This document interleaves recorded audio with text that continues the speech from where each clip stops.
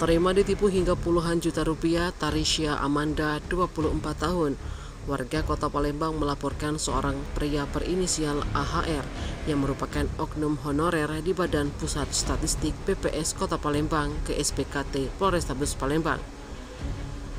Kepada petugas piket Sentra Pelayanan Kepolisian Terpadu SPKT Polrestabes Palembang, korban menjelaskan kejadian bermula terjadi pada hari Rabu, 3 April 2024 sekitar pukul 16 waktu Indonesia Barat, di mana ketika itu dirinya bertemu dengan terlapor di sebuah kafe di Jalan POM Kelurahan Lorok Pacu, Kecamatan IB 1 Palembang. Saat itu terlapor menawarkan pekerjaan di BPS Kota Palembang, lalu meminta uang sebagai mahar sebesar 11 juta. Setelah penyerahan yang pertama, lanjut Tarisha, dirinya menunggu kabar hingga 1 bulan belum ada kejelasan dari terlapor kapan akan mulai bekerja. Di bulan berikutnya terlapor menelpon lagi untuk meminta uang sebesar 6 juta dengan alasan supaya proses lebih cepat. Namun hingga kini dirinya tidak kunjung bekerja sebagai honorer di BPS Palembang. Dan setelah berusaha ditagih meminta kejelasan, tapi terlapor tidak ada itikat baik. Dengan telah dilaporkannya ke polisi, korban berharap laporan bisa diterima dan ditindaklanjuti.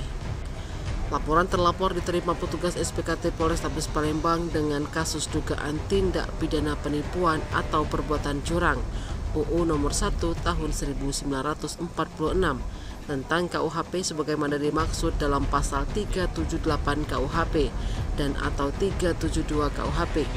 Untuk laporannya sudah diterima dan akan diteruskan ke Satreskrim Polrestabes Palembang untuk ditindaklanjuti. Siapa namanya? Tarisha. Tarisha ya? Kita ngelaporin cerita apa dia, Dek? Aku tuh dijanjiin untuk bekerja sama Abel Rahman saya sebagai honorer di BPS. Kedua ada Wakno yang sebagai kepala BPS Kota Palembang dijanjiin untuk jadi honorer di sana. Namun selama hampir 10 bulan itu tidak ada kejelasan. Total kerugian aku tuh hampir 20-an. Kita sudah ngehubungi dia udah? Sudah, terakhir aku tuh selalu komunikasi sama dia dari WhatsApp, ketemu juga, sering ketemu sama dia.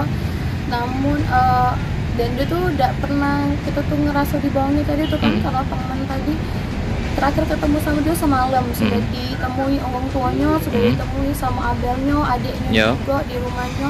Tapi orang tuanya tuh lah pasrah karena dia tuh lah sudah banyak motif-motifnya untuk bohongi uang ini. Untuk aku sebagai korban tuh bukan aku banyak yang jadi korbannya, teman-teman aku juga ada yang jadi korban. Namun temen aku tuh emang dibalik idenya, tapi cerita dan modus itu sama. Waktu itu sudah pasrah, adanya juga sudah pasrah untuk kalau misalnya emang dilaporin katanya. Berarti dia lah pasrah ya?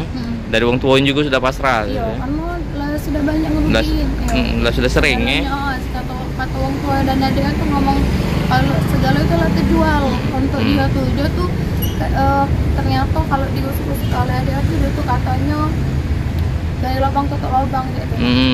Itu kita nginjuk ke duit itu dari tanggal berapa tuh perjanjian masa pegawai itu?